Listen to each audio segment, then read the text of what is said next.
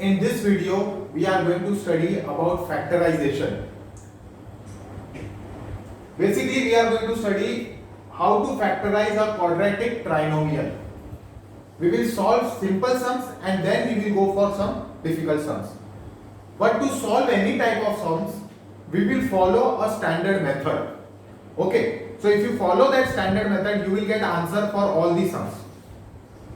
What is a quadratic polynomial? Any polynomial of that side, ax square plus bx plus c. To solve this sum, what you will do? Whatever is the coefficient of x square, you will multiply it with the last term, constant term. So that answer is a into c.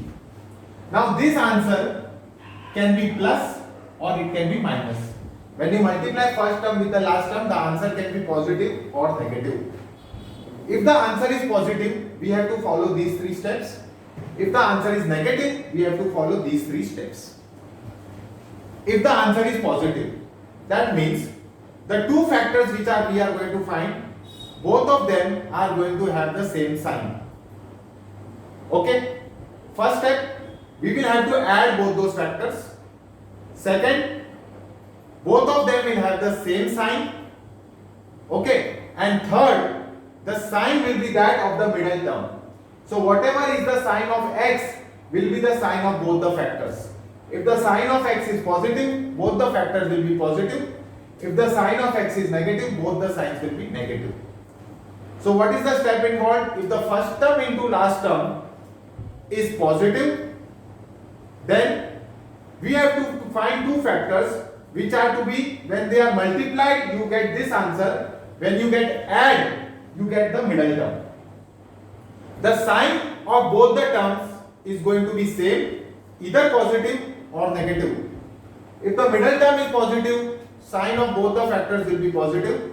If the middle term is negative, sign of both the terms will be negative. Okay? Case 2. When I multiply by first term with the last term and the answer is negative, that means I have to subtract two factors and get this answer. And I have to multiply both the factors and get this answer. So I have to multiply and get the product, and I have to subtract and get the middle term. Both the signs are opposite. So one will be plus, one will be negative. And whoever is the bigger term in the two factors will get the sign of this middle term. So suppose the two factors are 8 and 2 and the middle term is positive. So 8 will be positive and 2 will be negative. When we solve the sums, you will understand this in a much better way, but still you will follow these steps. Let us consider the first sum, p square plus 5p plus 6. P square plus 5p plus 6. Coefficient of p square is 1. There is nothing, then it is 1. I multiply 1 with 6. Multiply first term with the last term. So 1 into 6 becomes 6. This answer is positive. So now what are the steps involved? If this answer is positive, I have to find two factors which when I add I should get 5, and which when I multiply I should get 6. Both the factors will have the same sign, and that sign will be the sign of the middle term. That means both the factors will be plus. So now first both the factors will be plus. I have to multiply both of them to get 6, and I have to add both of them to get 5. So which are such factors? So it will be 3 and 2. If I add 3 and 2, I get 5. If I multiply 3 and 2, I get 6. So this will become p square plus 3p plus 2p plus 6. 3p. So this is 3p and this is 2p. So out of p square and 3p I have p common. So we get p plus 3 plus 2 common, I get p plus 3. See here it is, this is 2 into p and this is 2 into 3. So if I take 2 common, it becomes p into p plus 3. Always remember, when you are factorizing, your first bracket and the second bracket, it has to be same, only then it comes common. So p plus 3 will come common and this will become p plus 3 comes out of both of here. So what is remaining in the second bracket? P plus, and remaining is 2. So this is your factorization. Understood? So when I multiply my first term with the last term and the answer is positive, remember I have to add the factors to get the middle term and I have to multiply the factors to get the product. Also, sign of both the factor is going to be same and it is going to be of the middle term. Okay. Now let us consider the next example. Second example is p square minus 5p plus 6. Again this is 1. So 1 into 6 is 6. Again my answer is positive. This means I have to add both of them and get 5 and I have to multiply both of them and get 6. Correct? But the sign of the factors. Middle term is minus. Here both the factors will be, because the answer is plus, both the factors will be either plus or they will be minus. Middle sign is minus, so both the factors will be minus. Okay, so now two numbers whom I multiply I get 6 and when I add I get 5 are nothing but 2 and 3. So minus 2 and minus 3. So sign, I will get the sign from the middle term. So this will become p square minus 2p minus 3p plus 6. So out of this p is common, so it becomes p minus 2. Out of this I will take, see I want minus 2 over here. So I will have to take minus sign common, minus 3 common. Whenever minus sign comes outside, the numbers, the terms inside their sign will get reversed. So this minus 3 will become plus and plus 6 will become minus. This is 2 into 3 and 3 has come out, so it will be p minus 2. Now this p minus 2 is common, so you get p minus 2 into p minus 3. Again method is same. First term multiplied by the last term, answer is positive. Therefore, both the numbers, both the factors will be plus or both the factors will be minus. Because the middle term is minus, both the terms will be minus.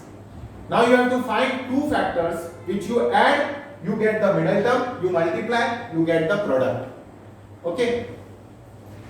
Let us now consider next type of example in which first into last term is a negative term, like p square plus 6p minus 60.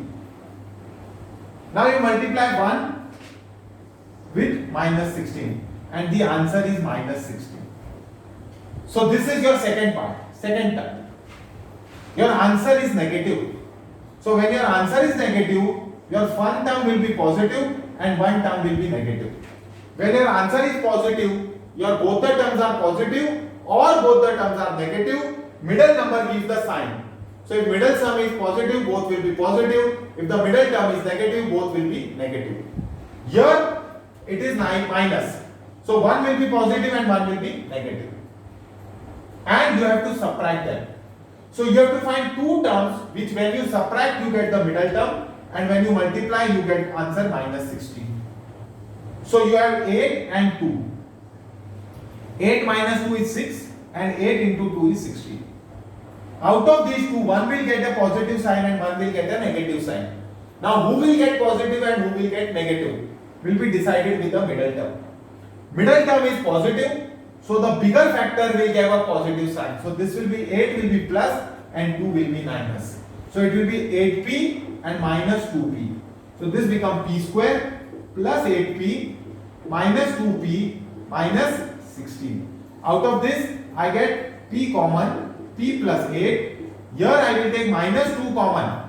When minus sign comes outside, the inside signs get reversed. So this is minus 2p, it will become p and this is minus will become plus 8. Here p plus 8 and p plus 8 becomes common. So p plus 8 into p minus 2. So this will be the answer. Understood? Here when you multiply the first term with the last term, my answer is negative. So both the factors, one factor will be positive and other will be negative. That is, factors will have different signs. The bigger factor will get the sign of the middle term. You have to subtract both of them to get the middle term and multiply both of them to get the product. Okay? Let us now look at the next type of sum. Question is p square minus 6p minus 16. Multiply 1 with minus 16. Again answer is minus 16. So your answer is negative. What does that mean? If the answer is negative, my one factor will be positive and one factor will be negative. If the answer is positive, both the factors will be positive or both the factors will be negative. Answer is negative, so one factor positive, one factor negative. Find two numbers which when I subtract I get the middle number and which when I multiply I get mark 60. Again it is 8 and 2. When I subtract 8 and 2 I get 6. When I multiply 8 and 2 I get 16. But here we have to consider middle term is minus. So the bigger term, bigger factor will get a minus sign and this will be plus. So this is plus 2p and minus 8p. So this becomes p square plus 2p minus 8p minus 16. Here p common, p plus 2 minus 8 common, minus 8 comes outside, so this sign becomes plus, this sign becomes plus. From 16 8 has come out, so it becomes 2. P plus 2 common and here will be p minus 8. I hope you all understood. Understood? So total there are 4 varieties of sum. You multiply by first with the last term, you get answer positive. In case it is positive, both the factors will be positive or both the factors will be negative. You have to add both the factors to get the middle term, multiply to get the product, and the middle term sign will be the sign of the factors. If multiply first term with the last term you get negative, then one term will be positive, one will be negative. You have to subtract them to get the middle term and multiply them to get the product. Also, the sign of the middle term will go to the sign of the bigger factor. You practice these sums again and you will understand. In next video we are going to solve more sums about these type of questions. Okay? Kindly like, share this video. Also please subscribe to this channel and ask your friends as well to subscribe to it. Thank you.